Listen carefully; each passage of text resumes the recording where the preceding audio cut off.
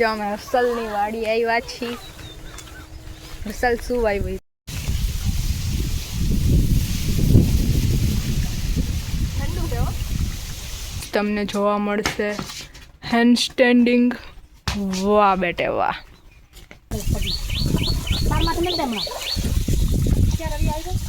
મારાથી ટ્રાય તો કરે કે ફટકતા જાય.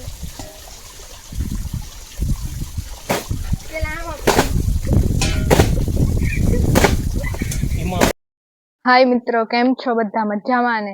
જય દ્વારકાધીશ, મહાદેવ હર, જય માતાજી. અને આજના નવા બ્લોગમાં તમારા બધાનું સ્વાગત છે. અને આજનો આપણો બ્લોગ છે ને આખો વેકેશનની મોજ મસ્તી વાળો થવાનો છે.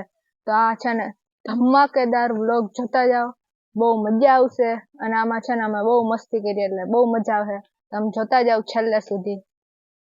तो गाइस यहाँ पे हमारे दाढ़िया काम करने वाले आ गए हैं। तो दोनों चालू कर रहे हैं यहाँ पे, तो आप देख सकते हो। यहाँ पे खड़ वाड़ रहे हैं। यहाँ पे આને શું કહેવાય? કાને आने जीओ ही कहवाय, आने जीओ ही कहवाय।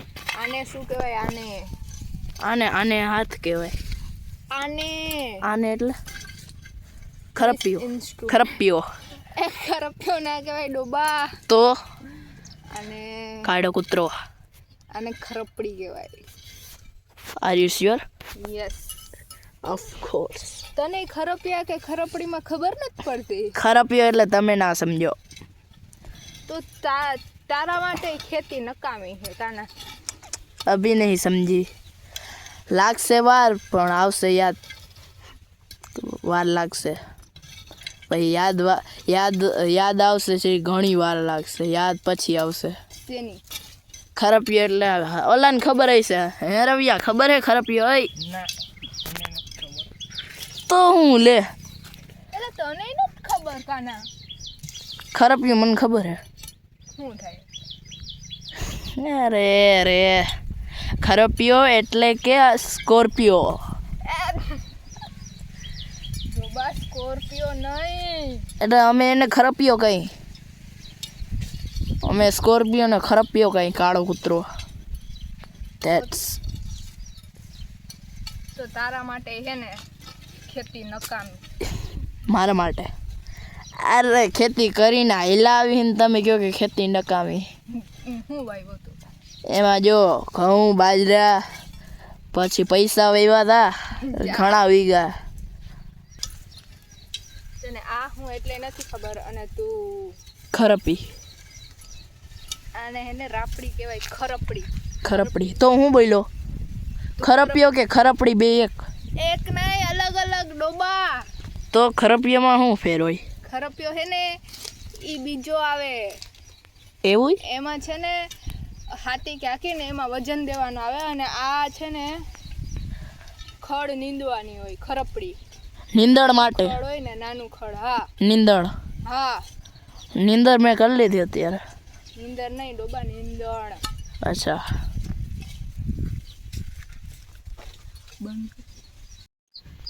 જો આજ આપણે નંદન બતાવશે એની કરામત. તો પહેલા એને મસલ ફ્રી કરી નાખ્યા.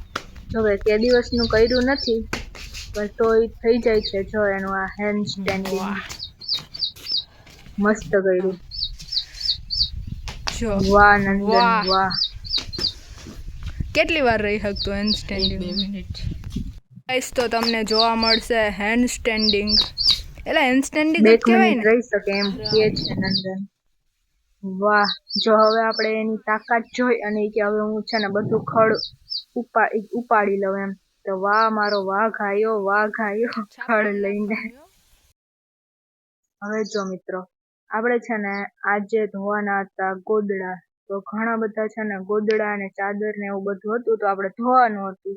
તો પેલા છે ને મોટો ટોપ છે ને એમાં બધા પલાળ્યા.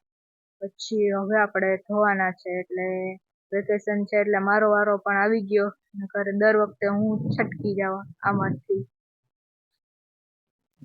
કાંઈ ના હોય, નાનું મોટું પ્રસંગ હોય ને તો પ્રસંગ પહેલા અને પ્રસંગ પતે પછી દર વખતે હે ને બધા ગોદડા ધોઈ નાખે. બધા ગોદડા ધોઈ જ. જો આ તો સારું છે કે લાઈટ છે ને પાણી આવે છે, એટલે વાંધો નથી. કુંડી ને બધું ભરેલું છે.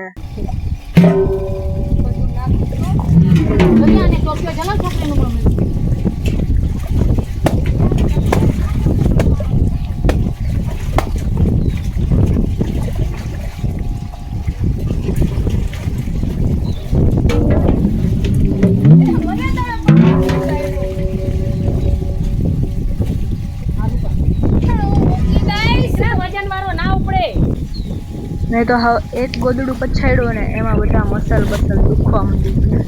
જો કે ઓમાં આખા બોડીની કસરત થઈ જાય.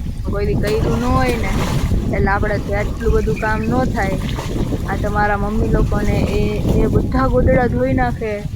સારું કહેવાય, મારાથી એકેય ન ધોઈ શકે. એટલે છે ને એ લોકોએ બધા ગોદડા ધોયા. મેં થોડું ઘણું કામ કર્યું એમાં.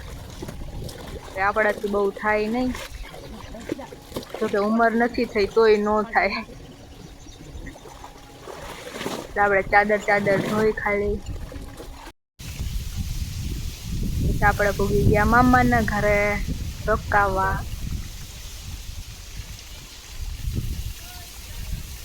ચાલુ રાખ.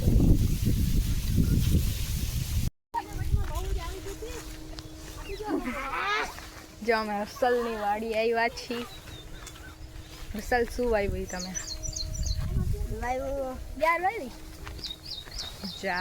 જાર વાવી છે. આ લોકો જાર લઈ જાય છે. નાખી દીધી બધી એઠી.